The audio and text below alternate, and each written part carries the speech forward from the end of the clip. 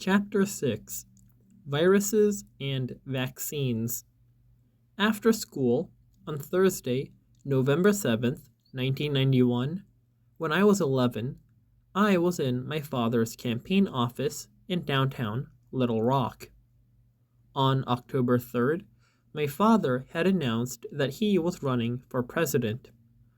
A little more than a month later, there was already so much happening, and I loved being amid the people talking about policy ideas and political strategy, phones ringing, notes being scribbled down onto yellow pads, and most of all, the energy from people who had come across the country to be a part of my dad's campaign. A lot of energy was concentrated in that office because people had to physically be together to work together. It was before most people were using cell phones or the internet, or had even heard of the internet. I wasn't there that often because of school, homework, and ballet, but when I was there after school and on weekends, I loved listening to all the banter. I tried to be useful, often stuffing envelopes, and tried to stay out of the way.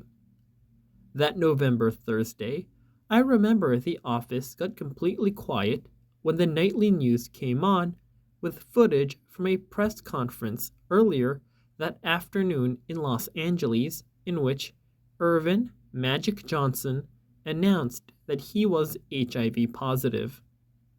Like many kids in the late 1980s and early 1990s, I was captivated by the great basketball players of the era: Magic Johnson, Michael Jordan, Larry Bird, and Arkansas's own Scottie Pippen.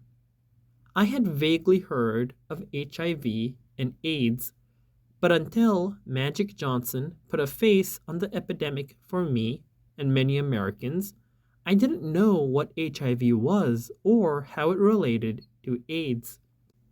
I had no idea how horrible it would be for our world or how many lives it already had claimed. I certainly didn't suspect I would spend much of my adult life thinking about, studying, and supporting the global fight against AIDS. I didn't know how drawn I would be to advocating and working for more people around the world to have access to clean water, improved sanitation, and the same high-quality healthcare we have at our best in the United States. Today, in the US, HIV is no longer a death sentence if it's diagnosed early enough and treatment started immediately. Magic Johnson is known today more for his basketball commentary and business success than his HIV status. He looks as healthy now as he did when I watched his press conference speech more than 20 years ago. But that's not the reality in much of the developing world, where millions of people aren't diagnosed early enough, if at all, and millions aren't on the treatments that could save their lives, in part because they and their governments can't afford them. And it's not only about HIV. Far from it. One of the leading causes of death around the world for young children is severe dehydration due to diarrhea, but it's almost only deadly in the developing world, not in wealthier countries. That wasn't always true. In 1900, severe dehydration due to diarrhea was one of the leading causes of death in the US. Again, I am reminded of the saying, "There but for the grace of God go I." You or I might have gotten many of the diseases discussed in this chapter and the next one if we'd been born in a different part of the world, or even lived in the US in a different century. Like in the last chapter, in this chapter and the next, we'll talk about specific diseases and what each of us can do to protect ourselves, our families, our friends, and to help many protect people across the world from these infections, many of which we've been fighting for a very long time.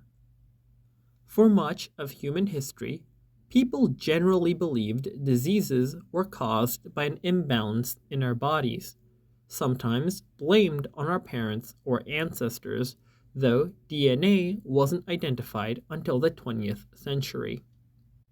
Another historical theory was that we got sick when we breathed in bad, smelly air, often reeking because of rotting food or polluted water nearby. We now know that while some diseases and risk factors are inherited by children from their parents, some of the smallest organisms on Earth, viruses, bacteria, parasites, cause some of the most frightening and deadly infections, from pneumonia to HIV/AIDS to Ebola. Although bad air or stinky water alone doesn't make people sick, the things that can infect us and make us sick may be transmitted through air, flourish in dirty water, or make themselves at home in spoiled food.